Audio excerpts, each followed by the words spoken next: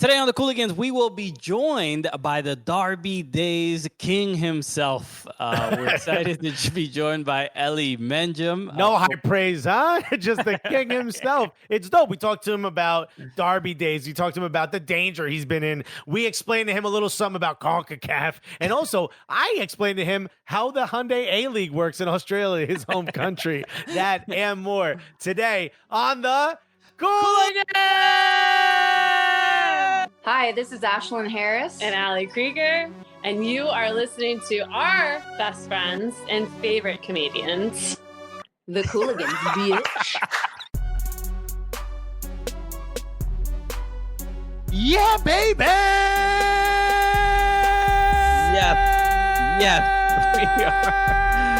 We are here. We are back. It was supposed to be a little muted, was it? Because my neighbor's baby is awake as hell right now. Okay, nap time is over. That's right, and we both want milk, son. Okay, get that lactose ready, mom. Let's go. Yo, your boy wants to start getting regular again. Is everyone else pooping weird during this quarantine? Buddy, Anyway, okay. I'm playing marbles. Who's with me? Alexis, come on. Aren't there HIPAA laws that you're breaking? Anyway, hello, Did you say hippo laws? Are you fat shaming me right now, my dude? Hello, everyone. Welcome to the show. Hello, my name is Christian Polanco. I'm Alexis Guerreros. All right, we are the Cooligans. We are your favorite stand-up comedians that host the funniest soccer show that you have ever witnessed, okay? We absolutely better be, all right? But it's not just that, all right? It isn't just that. It's not just the funniest. It's also the gulliest. Scrap. That's right. It gets dangerous in quarantine, okay? All right. This is the I'm most coming for that toilet paper, my dude. Yo, run that Scotch, bro. What you got, paper towel? I'll use it, my dude. Put it in the bag and don't hit the alarm.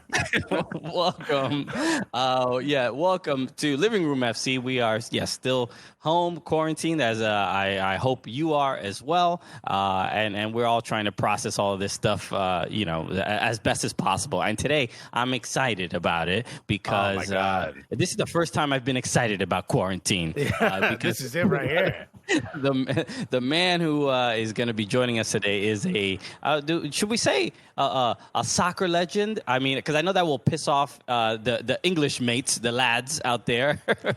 Well, let's say he's a Socceroo legend, okay? Because even though he's got a slightly English accent right now, the dude's originally from Australia, and you can't see it, but he's seething because I said that.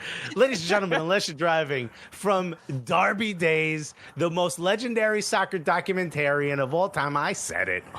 Put your hands together for the one, the only, Eli Mengem, everybody! Eli, hello, Eli, what's... people of America. This is in 1965. Can you hear me out there? Yeah, we've got them live. Can they see me from satellite TV? No. As you guys are aware, I'm not very tech savvy, so all of this is new to me. Apologies for the lateness, or I'm sure you'll address everyone and tell them. But no, we weren't. It's a pleasure to be on. We were going to pretend you weren't late. We were just going to go through the show and act like you were. We were going to pretend you're an upstanding professional. Yeah. But no, let's get the truth out there. I'm sick of people thinking that. Yeah. Well, you want to bring down the Eli Mengem stock. The expectations, everything, bring it down. Yeah. Well, they can see what you look like right now, so the expectations have been lowered, buddy. What happened? Yes, I'm glad. Yeah, exactly. Dollar Shave Club didn't make it to England, bro. Yeah, you look like you're about to rob a candy store. That's what it look like. Yeah. If it was open, Yeah. I didn't know you became a drill rapper during the quarantine. Thank you, Eli Mengem. Okay, well, is this a roast or a football show? I'm sorry. Welcome to Cooligans, baby. Okay, we roast the ones we love. That's all it is. Instead of heady one, you're hairy one. This is the only. Look at that. Nice little pun.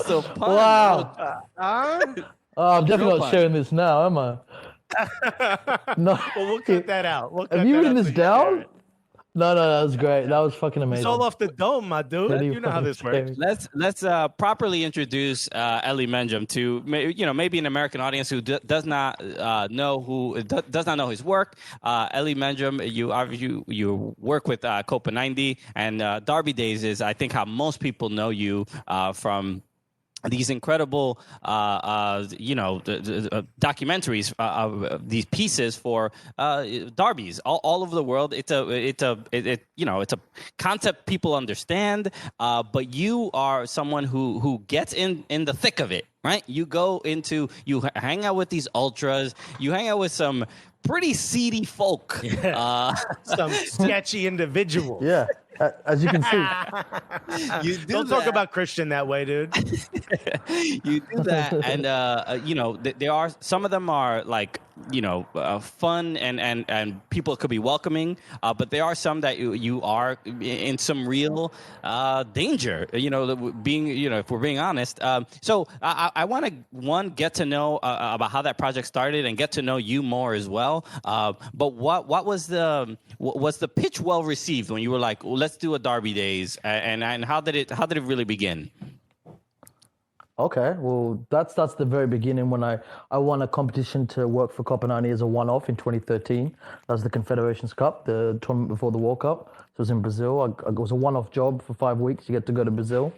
I won that as a competition, and then essentially they were already planning Derby Days. Derby Days wasn't my idea. I mean, Derby Days as a concept has been done many times before by many different people, from BBC to Danny Dyer on ITV and a whole bunch of others. Danny Dyer? So they were going to do it again for the YouTube generation. The dude from Football Factory? Yeah, Football Factory. Wow. Yeah. So, I mean, he went and did Derby. So people had done it before, and Copper were looking to do one for the YouTube generation, a newer modern version. They had another host who was already working for Copa90, already penciled in. I was just doing the Confederations Cup job. I kind of got word of it. I've always been obsessed with rivalries. And so they had like a bunch of written down. I was trying to get the job, and they were like, no, the job's taken. Just fucking concentrate on your first one. And then I thought, okay, well, then I said what I did instead is I started going, yo, if you're going to do Derby Days, though, make sure you go to Noah Chipswich or Heracles Herenveen or, Wydad Racha. And they were like, wait, what was that last one? So they were like, oh, he actually knows what he's talking about. Yeah, but were you making it up? Or you're just getting guttural? You got to go to and Bob's United. Those are very. When Hummus FC takes on Lubna, buddy, you've never been a sporting chick? No. I mean, you don't know anything about football. Luckily, I don't have to make that shit up. But yes, it worked in my favor. They gave me the gig. The first series was as I said, it was we've developed and gotten better each one and kind of made it bigger and almost something different. The first series took us to the more famous derbies, your Liverpools, your Romes, your El Clasicos. It was 8 episodes. And the last episode was in Serbia. And because Serbia, the league is so kind of unknown, they were willing to give us on-pitch access, highlights. And the episode came out and it blew up because basically everyone's already seen a million documentaries on Liverpool, Everton, or whatever, Arsenal, Tottenham. So when we did one that wasn't about a derby typically spoken about, at least on YouTube, it went gangbusters. I think it hit 1 million in a couple of months or something, while the other ones were hitting 100K maybe. So basically we went, oh shit, people want to see something different. And then we did a second series. We went to Seattle, we went to Sydney, we went to Hungary, Bosnia. Bosnia is another one where they gave us heaps of access. Basically, each time we did one, we got a bit more access, and then the next league would like it and let us do a next one. And then, so that was season 1, season 2. And then season 3, I kind of stepped in and said, I want to be in charge of them. Started with Madrid. They gave me a chance on Madrid. It went really well. And since then, I've kind of directed and produced them and kind of run my own way up. They've just gotten big. So the first 2 seasons were 10 minutes, 12 minutes. Then went 20 minutes for Spain. Then I took it to 20 minutes to Spain, took it to half an hour for Hamburg. And then Buenos Aires went to an hour, and now they're all an hour. That's amazing. And so, that's the series is just basically going to discovering different rivalries. And I think what I like most about it is the fact that we uncover why it's a rivalry. We don't just go, oh, they hate each other because they're from the same city. It's let's look into why, whether it's philosophical, I don't know, a religious difference, geographical difference, whatever. Well, I want to talk, dude, you were talking a little bit about Derby Days. When you took over it, visually, I noticed sort of an adjustment, an advancement on how the show was presented. Early on, it was just a lot of flares. Here's a zoom in on a guy who probably has, a criminal record, right? But now it seems like it's different. Like you've taken an approach to it. And my wife actually noticed, she's like, I don't know what you're watching, but this looks like a music video. Like whoever directed this clearly used to work in music. And I think I shot you a text after that, but you had said that kind of gives you a bit of an appeal as to that's the appeal you're looking for, right? Talk to us a little bit about sort of what you're looking for when you direct these things. Actually, yeah, I remember you texting me that. I think you were the first. I always thought that in my head, like, these are basically just big extended music videos. I mean, for me, what often music inspires images in my head. I don't know if there's something wrong with me, or there definitely is, but that's one of the things. It's always been music. It's always been that music's inspired images. Images haven't really inspired music in me, so maybe that's the way I'm inclined. And so therefore, I've always just kind of felt that way, and I always like. Whenever I'd go on a trip, I'd download a couple of albums, and like I always liked for that music, that new album or that I found to kind of like almost when I thought back to that place, I try and find the music that kind of fit with the settings, whether that can be due to weather or I don't know, architecture, whatever else is going on, obviously language. So I guess, yes, that's a good way of looking at the music videos because they're almost like the music almost kind of directs the way I want the film to look. So it depends on what I'm listening to at the time, which is often the case. That's kind of been hindered now by these new YouTube music laws. That's why we don't have Buenos Aires Derby Days up anymore. But like, yeah, so for instance, Berlin, obviously I was listening to a lot of like EDM, a lot of house music, a lot of kind of German techno, just to like get my head into what it was. Same with Vigo, a lot of industrious kind of Kraftwerk style music. So essentially, I think the way I look at it is, yeah, music is probably the most important thing in the kind of the direction of the film, even aesthetically, even though music's, it's audio. It drives my aesthetics of how I want something to look. Before I did Galicia, which I think was the one that really started to change things. Galicia between Salta de Vigo and Deportivo La Coruña. I was listening to a band called The Blaze, which are huge now, but a French-Algerian band. My friend, she got me into them, and I remember put on the headphones and I wrote the whole script literally to the song, to one song, and then we made the film to that song. I had the shots I wanted to that song. It was edited to the first song anyway, and then that song led me to another song on Explore, recommendations, whatever. And the next thing I know, the songs kind of helped tell the tale, and it worked really well. And then I've just kind of followed that ever since. So that's kind of it. Yeah, music definitely. I think music's so important. I think shots are important.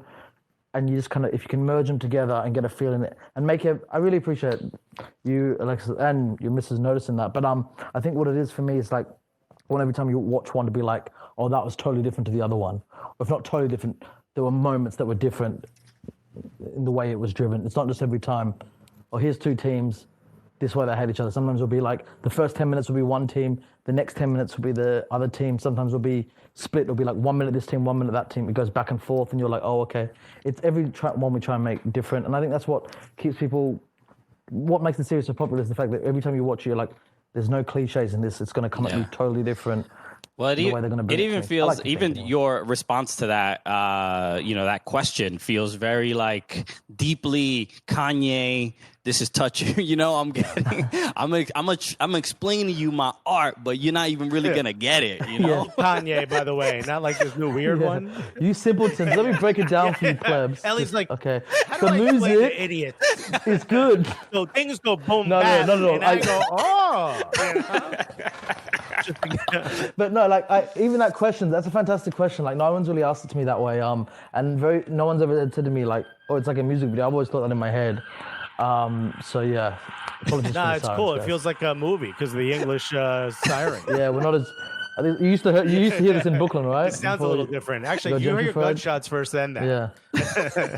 Yeah. No, I'm also curious about the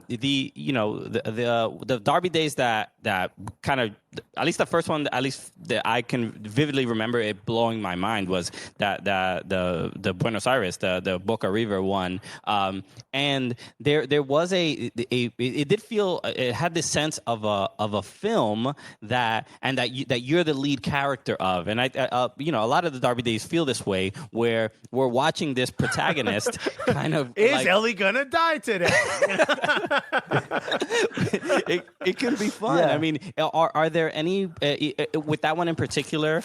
Was there anything in particular that stood out when it comes to any real sense of danger? Because I'll preface this when we start as comedians being in the football space. You start realizing that some people take this stuff very, very seriously and do not like, two clowns, joking about the jokes. Nah. about the game that they love. So, being, immersing yourself in that space, do you ever feel a real sense of danger? Yeah, 100%, 1,000,000%. Everyone thinks, Buenos Aires, the Buenos Aires episode, unfortunately, right now on YouTube, it's blocked. If anyone's watching this and going, why can't I find it? We're trying to get it back. But essentially, that is what everyone considers the biggest derby on earth. And it's the number one. Everyone says, oh, you got to do it, you got to do it. And my answer is always, I don't like closure. I don't like to do, I didn't go to the World Cup final. I had an opportunity for a reason. I don't want to go to the biggest thing. I always like to have that thing as like the you never want to never meet your heroes. You never really want to reach your goals. I don't know. There's something weird and extension of that for me. So I never wanted to do it because I was like, that's the biggest ever. And once I've done that, I can't go backwards. And also, it's so big. How do I even do justice to that derby? And Vice have done a really fantastic documentary on it as well, where they went to those. Obviously, the one we went to was the first ever time they met in the final of the Copa Libertadores, but the first time they met in the semi-final, they met over 2 weekends, and then they met in the league in the middle. They met 3 times. The documentary was perfect. They literally went to the perfect time. They interviewed the head of the Barra Brava of La Doce for Boca, and it was the one where they sprayed it wasn't perfect. It wasn't perfect. At least if for documentary maker, it was perfect. They sprayed the tear gas through the tunnel, the fans. And so it was they hit the jackpot. They went to the one you had to go to.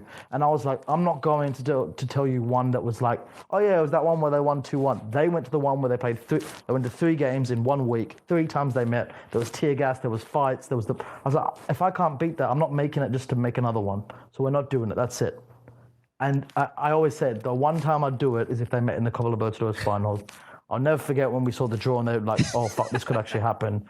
And that's when I was like, okay, we go and we make this because no one can top this. We can't top Vices unless we get a final. Oh, we got a final? Yeah. And then they almost killed some of the players. I always... I said then they almost killed some of the players. Well, I want you to continue on that, but I also wanted to ask about, because we were talking off air about how you're learning Spanish on Duolingo, which is great. I'm proud of you, buddy. Yeah. But you get to be involved in so many different cultures and learn so much. Like when it comes to preparation and research, how much of it is involved with, do you get someone who speaks the language, talk to them, in the preparation of the Derby days? How much of that is involved in learning about the culture and the language and things like that before you actually go to that country?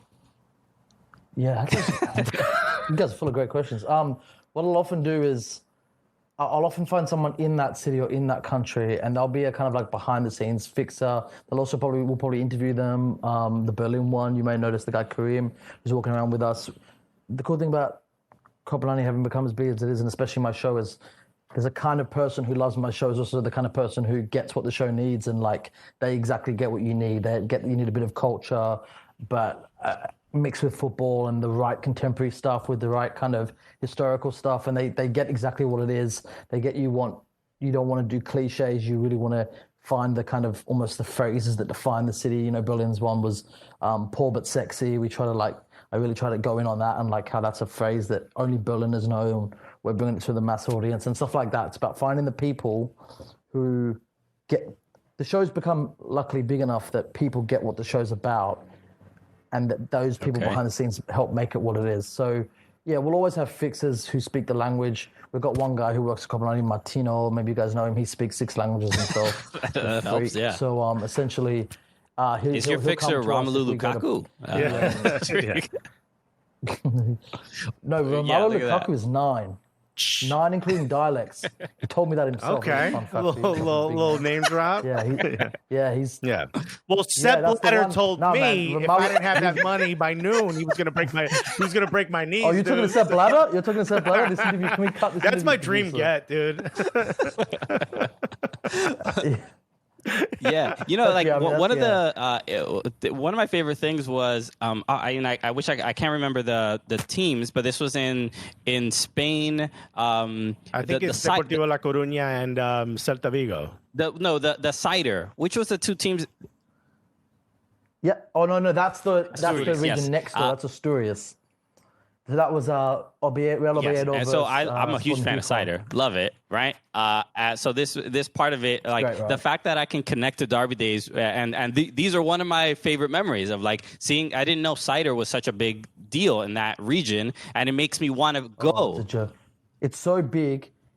Everyone's got like a special pair of shoes because there's just cider. They pour it like that and it goes all over the floor. So everyone wears this special thing on their shoes because the floors are so sticky in every restaurant. It's ridiculous. Like it's not a joke. Like everyone's restaurant. They don't have roaches. The floor is sticky because of the cider. You just... What happens in the north of Spain, bro? I can't drop a crumb in Brooklyn without getting a roach. These guys got sticky shoes. I can't deal with it. Yeah. When you decide to go somewhere, has there ever been one? I don't know if you want to mention it, but has there ever been sort of a derby where you're like, yo, this is wild boring. Like there's nothing about this. And please don't say Seattle, bro. I know you want to bring up MLS, but is there? No. Oh, yeah? I loved Seattle, Portland. Man, are you kidding me? Genuinely, Portland is one of my favorite cities. New York and Portland are probably the only two cities I could live in your country, with all due respect to the rest. In your country. I like that. For some reason, I was like, it is my country. Good point. The United States of Alexis. But no, I also love Seattle. I told you about that Cuban sandwich place, man. In Seattle, big up that place. They fucking send their whole stuff. No, that's great. But is there ever one where you're like, there's just nothing here, you know? Yeah. I can say it now that the which was there was one that it wasn't really our choice to go. It was due to, with all the Valencia Villarreal one wasn't a derby, but we were going there because we had a relationship with Valencia. They're from the same region. But it was early on when we didn't have the money to decide we can go anywhere we want. We kind of needed clubs to give us access to stuff. They said you can be pitch side, and we want to roll up. And we were a young company at the time, and we went, okay, cool, Valencia, Villarreal. And it was 0-0, and no one hated each other. They don't like each other, but Villarreal is still, in context, quite a young team, at least in La Liga. Valencia didn't really care about them. It was Easter. It was like this time 5 years ago, we got stuck in a lift in Catholic Spain on Easter. I had like a fucking breakdown in this lift because I was like, I'm gonna go mad. It was just, I remember having to argue with the journalist, like begging him to give me something. Like, yeah, but like, do you not their town? Like, at least do you not like the town? The people are a bit weird. Like, he's like, I don't really mind. I'm not gonna. And I'm like, yeah, fair. But I was just like, oh man, and like, I hated doing that. But there's nothing you can do when you're a young company and it's a new show. You got to go. At that point, you have to like, kind of stoke the flame a little bit. Like, look, I heard Valencia said something about your mother. I don't know. Like, you really need to. Oh, you gonna let that happen though? I didn't even know she got down like that. Like, where she learned those moves, dude? Yeah, did you know she didn't have a gag reflex? Exactly. Because that's what they saying back then. You didn't see that tifo about your really abuela? should. Yo, I got a story past, bro. Is there? That brings up a great question because look, obviously a lot of the fans that watch us also know of Copa90 because you guys are kind of like epic, right? And you went through a bit of a sort of a shakeup in the past few, and it's everyone kind of knows what's going on. How does a company make money spending millions sending you around the world for YouTube content? Oh, it's not millions. I don't know how much they're paying you guys, but it's not millions. How are they making money? You know what I mean? Like, what is it that? How does? I mean, England seems to lead the charge. I think in sort of validating YouTube content to be like at the same level as television. It's starting to happen now in America. What is it that you guys do? What is it that you hope to do? You know what I mean? Like how does this business advance? Because you're not young anymore. Like, what is the next step for Copa90? Yeah. Well, I guess my job is telling stories, so I don't really have a role in the. You guys have seen how long it took me to get on this call. Like, there's a reason I'm not. You might be. You just never get into the meetings. You can't click the button. Yeah, that's why we're not balling yet.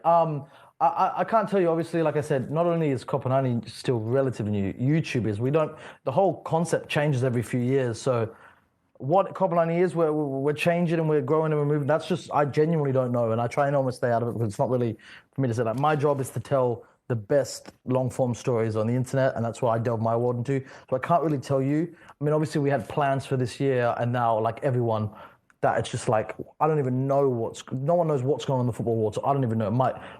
I was stacking up the research on Athletic Bilbao versus Real Sociedad because they're about to meet in the cup final for the first time in 88 years or something.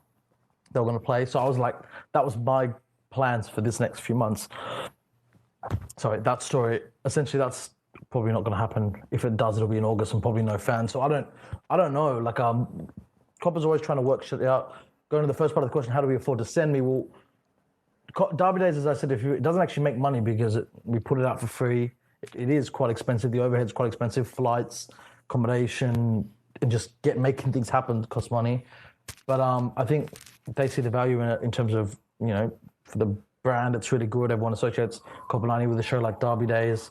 And then we've got other branded work and a whole bunch of other stuff we do through the football business world to make money. But again, that's not really my world. Like I said, we do a lot of commercial work as well that's separate. But what's really cool and what I'm really privileged about is the fact that Copa90 let me do my stuff with no brands, no nothing. I do my work, make my documentaries, and they allow me to do it the way I want to do it. So I'm pretty lucky like that. But for now, what's the plan going ahead? Yeah, it would change the entire tone if you're just like holding a flare and with a Pepsi. Yeah.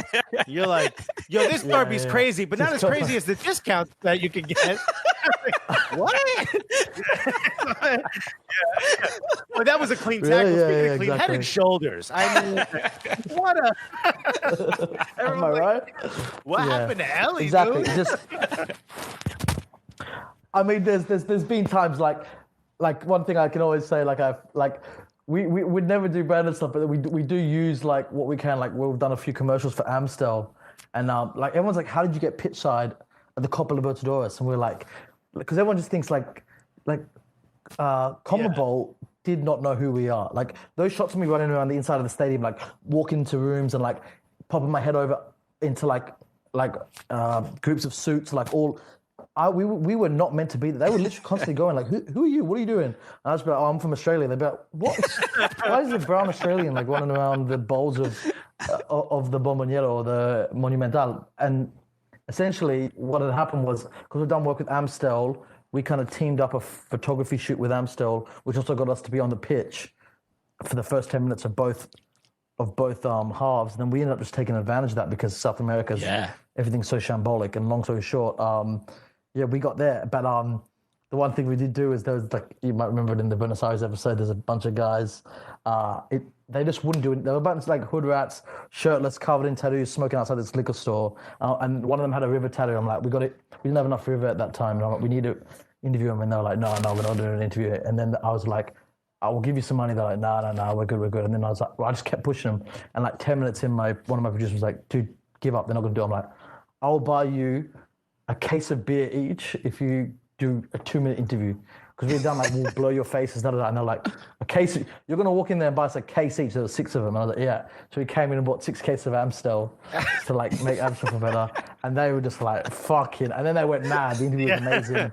They play a massive part of it. And it's just like, there's little moments you can work out things, but that's about as... That's pretty dope. We got more with Ellie when we get back. Hey, everybody. Thanks so much for listening to the podcast. We just want to bring in with a word from one of our sponsors, us and you, and maybe even Ali Krieger. Correct. Yes, Gully Squad has been litter than ever. Wow. It was wild litty. In fact, some of us, people came in and said, hey, we heard you were having a party. You're going to get a ticket because of coronavirus. I said, no. It's just Gully Squad. They said, all right, well, then please continue. I'm sorry I interrupted. Okay. And then I tipped my cap to the officer. Gully Squad has been, again, especially during this quarantine, we've spoken about how it is more than just just getting some extra content. It is becoming a very much a full-fledged community of people sharing ideas, sharing stories of comedy, everything. So and yes, you may have heard recently we did a Zoom call. We did the first Gully Squad happy hour, and that wasn't even us. That was just the Gully Squad members putting that together. Shout out to Peter Garcia who had the idea initially, and he wanted to get drunk with other members and let's go, Yeah. And let me tell you something. I think it started around 6 p.m. It started at 6 p.m. Yeah. I logged back in at like 11:30, and it was still happening. Dude, bro, that's how we do it. Gully Squad, bro. Gully Squad. It ain't called Softy Squad, my guy. Okay. Also, how did you know my nickname in high school? Yeah, that's the the Mr. Softy truck subscriber service. Actually, I got it after prom. It was the first time drinking whiskey, it was a lot. Yeah, I hate that it stuck. I'll be honest. No, but if you wanna, yes, the Gully Squad happy hour was unbelievable, and we had a special guest join us, Ali Krieger of the Orlando Pride and the U.S. Women's National Team, two-time World Cup champion, just hopping in Zoom calls with us. Christian, how many other podcast fan group Zoom happy hours do you think two-time World Cup winners be hopping into, or someone on the cover of People magazine? I can't look. I'm rifling through all my paperwork. You hear, right? Okay. I'm trying to get through it. I honestly cannot find anything. I have the records. I'm trying to add it up right now, and you can hear my calculator with the paper. You can hear it going. Ding! There it is. And look, it says 0. The number is 0, so you can stop rifling through all your paperwork with your what are the printer with all the paper was like dot matrix. Yes. Dot matrix. Yes, your dot matrix paper. You can stop looking at it, dude. No, but I can't let it go. No, keep it for sure. Keep it because you need the records for 7 years for tax reasons. What I'm saying is you can stop rifling through it for this. Okay. Well, we'll get through this break then. Yeah.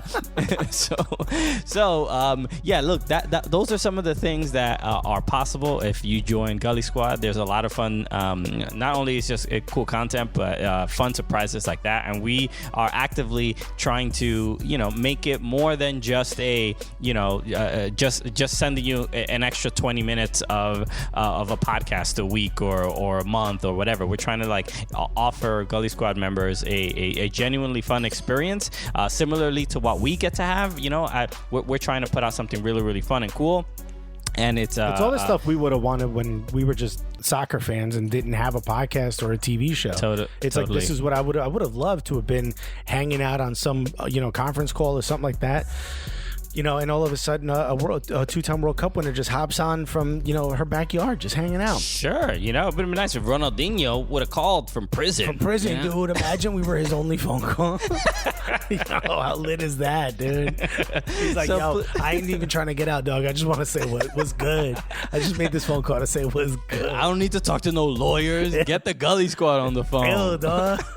What are my lawyers going to do? I did this shit. All right, so please join Gully Squad. Go to soccercooligans.com and hit the join Gully Squad button. I promise you, it is as fun as these breaks. We have a good time with it, and you'll have unique experiences and really cool things, and you'll help the show grow. So please do that. Soccercooligans.com and click on join Gully Squad. All right, baby, we're back. We got even more with Eli Mengem of Copa90. Derby days, my Instagram. You've seen them everywhere. We actually never finished talking a little bit about the question about danger and whether you feel like you're in danger sometimes, or just like what were some of the more dangerous situations you've been put in. But I kind of want to ask that and then segue from that into what do you hope to do next? Like, is it just continue doing Derby days, or do you have like a vision for a project that you're really hoping to get into when football comes back / soccer? Because this is America. That's fair. Going back to the danger thing, yeah, many times, probably every episode we've done, there's been some kind of worry somewhere, especially when you add in Europe and politics and how that's kind of blended into football. It's always been part of it, but really more than ever, and looking the way I do, even though the beard usually isn't this big, there's always a constant fear, and there's always a threat. Like, we've had many things that we've been close to quite a few times. Whether I want to keep doing it, I guess so. If you're going to go out, you might as well go out with a flair to the face. But what I want to do, I guess, again, everything's been thrown up in the air because of what's happened. Obviously, we did the last Derby Day series that took 6 months to do 3 episodes. I was hoping to do another 3 at the end of the year for like kind of cup finals and stuff like that, as we were saying, the Boss Derby. That's not going to happen. But in the future, I don't know, man. Like, football's never really been the number one thing I always want to do. Just general news documentaries are kind of what I'd like to do going into the future eventually. But I'm kind of loving it, man. Derby Days is going better than ever. So more Derby Days, more. I want to do one more series of The Real International Break. I'm not sure if you guys have seen that. That's actually probably my favorite show, where I go for a World Cup qualifier every break. We went to a different continent. We did the first season we did in one season. We did CONCACAF, we did Costa Rica, Mexico, and US. We did Ivory Coast for Africa. I did Argentina, I did Japan, I did Australia, and we did Bosnia and Montenegro. And it was every episode was just something insane happened. The Argentina episode is probably one of my favorite episodes I've ever done. If you watch anything of ours besides Derby Days, watch that one. So I'd really like to do another international break qualifying series. I really want to document again if this all comes down. I'd really like to follow Canada for this upcoming qualifying series because I think it's a really fascinating story. Just how they can't seem to qualify despite the fact that they should be a mid-level nation, top-level nation in CONCACAF, and they can't even beat El Salvador to make it to the head. Yeah, you did. There was a podcast that you did that you were talking about that got shared a lot. About your thought. Yeah, your thoughts on Canada, and it was interesting because even it started making me think about why Canada struggles so much, and it made me ask. It made me think about what is the perception of CONCACAF from either from your research or what you sense in Europe of what do people know about it? Do they really do they know how dirty it is? Do you know how these games are a little different than some of the other confederations? Americans like to say chippy. They're a little chippy. That means there's a lot of elbows and gets a little grimy out here. Sounds quite British, actually, chippy. Most people, it's quite funny. They like to laugh at. I find it quite funny that in Europe, they like to laugh at people outside of Europe because they don't know anything about football. But you ask most Europeans, they don't even know the difference between CONCACAF and CONMEBOL. I think they think it's one big region. It's quite ironic that. So, I'd say your first level, second level, even they don't know. The third level kind of know CONCACAF isn't CONMEBOL, but they don't actually know which one's which. And then there's the kind of the ones who really are on their stuff who actually get it and understand it. I'd probably say, though, the first thing CONCACAF is famous for is how shady it was and how it was the center of FIFA Gate scandal. That was us, baby. Okay.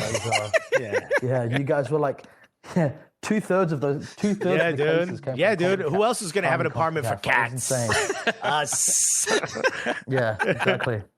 I don't know. There's some dodgy European countries, but I know what you mean. You guys, if there was a World Cup for, I don't know, we win. Hey, put a star above our prison uniform, dude. Yeah, I do think a lot of people find it confusing though as well because the vast majority of of CONCACAF is Spanish speaking, but America seemed to dominate the most, maybe with a bit of Mexico, but a lot of people kind of get lost in what's even I struggle, Suriname, I believe that's how you pronounce it. That's a country that sits on the continent of South America, but it plays in CONCACAF.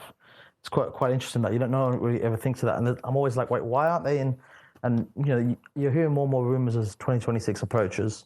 We're going to have 48 teams. It's going to ruin the whole qualifying process, which is a shame. Obviously, you guys are going to have to qualify even though you're hosts because you can't have three countries go automatically into it. But I've heard rumors that they're going to make CONCACAF and CONMEBOL merge.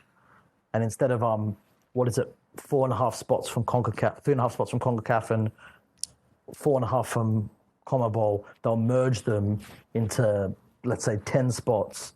And that most likely South America will just get to take more from CONCACAF because, let's be honest, Honduras are probably going to lose out to even Peru, Uruguay, Paraguay. They are just stronger. It might even make America's job harder, but it'll probably make you better in the long run. I've heard rumors of that. I actually think that would make most sense to merge them because I think everyone would get a lot better for it. I'd love, imagine an away day, USA away day. Your biggest match in the qualifiers is always Mexico. But imagine if Brazil away for points. If you're Brazilian, it'd be amazing. And they'd be way more positioned. We were talking a little bit about combining CONCACAF and CONMEBOL. That always kind of scares Americans because it's even with the relative ease we have now, we still didn't qualify for the last World Cup. You know what I mean? It's, so we're going to bring in tougher competition? Yeah, that seems smart. For right now, how about this? How about we don't have to qualify? Have we thought about that? That's what we're kind of going towards. What is it, what do you think it's going to take for, because you've kind of wax poetically a little bit about the Canadian team, but what's it going to take for the American team, do you think, from your perspective, to get to the next level? Is this something you've ever considered? Do you care? You know? No, I do. I used to be obsessed with the American team. I famously put a stupid amount of money on America for the 3 tournaments, 14, 10, and 6. I always thought it was inevitable that you guys were going to win it because the way you guys do things, like whether it's through military or financially, you guys just kind of go and just dominate whatever you want. Often succeeding. So I always thought it's a matter of time before Americans work out, oh, this is what the whole world loves. We're going to win this too. And what I don't actually have the answer, because what I always go to, like Americans love, everyone in football loves going about projects and, we're going to build this and this, blah, blah, blah, blah. The fact of the matter is, and everyone forgets this, the United States made the quarterfinals of the World Cup in 2002 when the MLS was in its infancy. No one cared about the sport. Most Americans couldn't even name the squad. You had no investment, no football culture. Well, actually, you had a football culture, sorry, but like it was very niche. And yet you made the quarterfinals, of which you lost to a really good German side, 1-0, but there was a ball on the line that got cleared and a dodgy penalty. You should have gone to the semis, or you could have easily have gone to the semis. You haven't got close to a quarterfinal. You made round of 16 and 14 and 10. Both, you were pretty plucky. To be fair, you got out of the group stage of a hard group in 2014. But if you actually look at it, it's like, wait, America did best when no one gave a shit. Like, you guys were epic. You beat Mexico in the round. Yeah, the 5th game. Hurts then? You would have. Yeah, exactly. You will never beat Mexico in a World Cup for 20 years. Yet when no one cared, you guys did quite well. So if I'm honest, and this is how I feel about the whole thing, it's like, I don't have a clue, but I don't think anyone has a clue. Football's quite weird. I think you've got more players than ever in Europe. Pulisic, Weston McKennie, Schalke, I always forget his name. Yeah, Weston McKennie, Reina. It's exciting. Like, I don't actually know what it's going to take. Like, I definitely think Berhalter probably isn't the best, but I don't actually know what the answer is, because I find it all. I don't know what I thought. Old mate who's the Revs now, Bruce Arena. Bruce Arena is the guy who took them to the quarters. So I thought him coming back would go well, and you even watch that. Like, I've watched that Trinidad and Tobago game so many times. Like, it's so bizarre that you lost that game. I mean, the goals were, I don't know. The truth is, I don't know, but like, I don't think anyone does. And I think you're just going to have to ride it out. Keep doing what you're doing. The MLS has never been more popular. You're creating more plays than ever. The game's never been more popular. I don't think there's an exact formula that goes, okay, we get to go to the World Cup. Because you were making every World Cup, 90, 94, 98, you were making them easy. All of a sudden, you missed out on one. But can you really blame the football or soccer in America at the moment? Because, to be honest, it's never been better and more popular. Maybe it's not working for the national team, but like, I don't know, there's not like this magic formula that goes, okay, you'll always make it. And like I said, I always go back to 2002 where I'm like, how were they so good then? When Do you get what I'm saying? Maybe, I wonder if everyone else thought. Yeah, maybe they're just the added level of attention and pressure. Even though the popularity of the sport is relative here, it's not it's not the preeminent sport, but the fact that just more people, like kids are growing up, a lot of the players now grew up with MLS. That was the only really league they focused on, and then maybe later on they paid attention to the European leagues, but they're growing up with it more now, and maybe that is the thing that's missing from that 2002 squad, which is like they always had to defend the fact that they were taking the sport seriously. It meant more to them because it wasn't as popular. We got something similar in Australia where like the game's never been more popular in Australia. The league's never been more professional. It's kind of plateaued now a bit, but like when the league was at its best, probably around 2010, our 2010 or even 2014 teams weren't as good as 2006 or even the 2002 team that didn't even make the World Cup. And it's because a lot of people attribute it to the fact that so many players had to go to Europe early, 15, 16, and make it there because the league wasn't strong enough. And so whilst they make the A-League now, the A-League isn't as strong as Europe. So therefore, whilst they've got a safer, more professional, better, shiny-looking league, it's actually doing it tough in the second divisions of Germany that actually makes the players better that made our 02, 06 squad so good. Like, our 02 and 06 squads are we don't have one player at the moment who could get into either of those squads. Yet our league's way more professional. Yeah, you guys had Everton legend Tim Cahill. Timmy Cahill. Yeah, Tim Cahill. Exactly, he gets it. So maybe that's it. Maybe the problem is that players aren't risking it to go play for, I don't know, Hansa Rostock or IOK Stockholm. Instead, they're going to Houston Dynamo, making a sweet package. No, and that's no disrespect to Houston Dynamo. Amazing stadium, amazing place to play. But like maybe it's just not as challenging Maybe you just need to get tough out in the smaller leagues in Europe than the big league in America. Maybe, you sound like Jurgen Klinsmann. Yeah, dude, tough it out, says Eli Mengem. You were talking a little bit about A-League. You're obviously a big fan, Australian dude. There were some rumors coming out that Hyundai was going to leave and that might mean, or they wouldn't be the main sponsor. That might mean that the league was going to maybe collapse or shut down. The clubs aren't making as much money, or it's still not where it's supposed to be. What is that? I feel like in order for countries like America or Australia to hit the next level, they need to have a robust league. And if the league collapses, it's not going to get a chance to be robust. What do you know? Is there anything you can report? How do you think it's going on over back home? You've done your research. I wasn't expecting A-League questions, let alone A-League sponsorship questions. What does the A-League need to do genuinely to be successful? There's one very simple answer. It needs the MLS to go bust, because basically the MLS is just what the A-League wants to be, with a country with 10 times bigger population, 10 times bigger investment, 10 times more money, 10 times more teams. We can't get this. We should have got Kaká. We were meant to get him, but Orlando jumped in because they can offer him 10 times. We've only got 3 major cities, 5 proper cities max. You guys have got, how many teams you got now? You got 23 teams. We're like a 26. We're about 18 like 26 currently, I think. Yeah. The fact of the matter is, the reality is, you've got Europe. That's like the center of the footballing world, and you've got these little outposts, not outposts, but places outside of that are getting bigger and bigger. The MLS now is the go-to that everyone talks about. The A-League and the MLS were kind of like on the same path about 15 years ago, but we don't have enough cities. We've just done 2 expansion teams and they're a joke, and it's not their fault, but we don't have the money to. We got like 3 major clubs, 2 in Sydney and 1 in Melbourne.